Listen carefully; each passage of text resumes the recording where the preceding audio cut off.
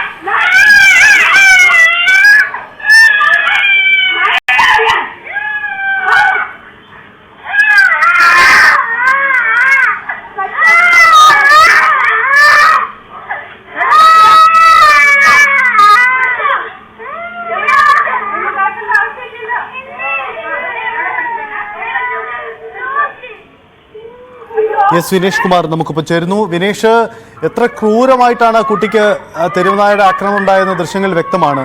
ഇത് എപ്പോൾ നടന്ന സംഭവമാണ്? എന്താണ് ഇപ്പോഴത്തെ സാഹചര്യം?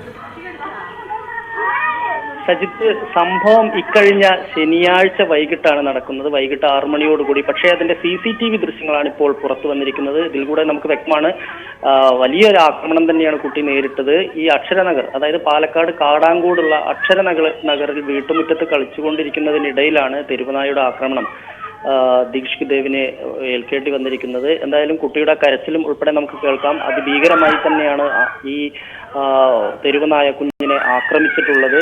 ഇതിപ്പോൾ നമുക്കറിയാം, പാലക്കാട് ജില്ലയിൽ മാത്രം എടുത്തു നോക്കിക്കഴിഞ്ഞിട്ടുണ്ട് ഈ കഴിഞ്ഞ 1-2 മാസത്തിനിടയിൽ നിരവധി പേർക്കാണ് ഇത്തരത്തിൽ തെരുവുനായയുടെ ആക്രമണം ഉണ്ടായിരിക്കുന്നത്. പട്ടാമ്പി, ഷൊർണൂർ ഭാഗങ്ങളിലെല്ലാം തന്നെ കഴിഞ്ഞ കുറച്ച് ദിവസങ്ങളായി അവിടെ നിന്ന് വരുന്ന റിപ്പോർട്ടുകൾ അനുസരിച്ചാണെങ്കിൽ തെരുവുനായ ശല്യം രൂക്ഷമാണ്. നഗരത്തിലെ അവസ്ഥയും വ്യത്യസ്തമല്ല. നഗരത്തിനോട് ചേർന്ന് നിൽക്കുന്ന നഗറിലാണ് ഇപ്പോൾ ഈ ദീക്ഷിത് ദേവിനെ ഈ തെരുവുനായ ആക്രമിച്ചിട്ടുള്ളത്. തെരുവുനായ ശല്യം തടയണമെന്നാവശ്യപ്പെട്ടുകൊണ്ട് തദ്ദേശ സ്ഥാപനങ്ങൾ നിരന്തരമായി ജനങ്ങൾ ആവശ്യപ്പെടുന്നുണ്ട്. പക്ഷേ അതിനൊന്നും നടപടി ഉണ്ടാവുന്നില്ല.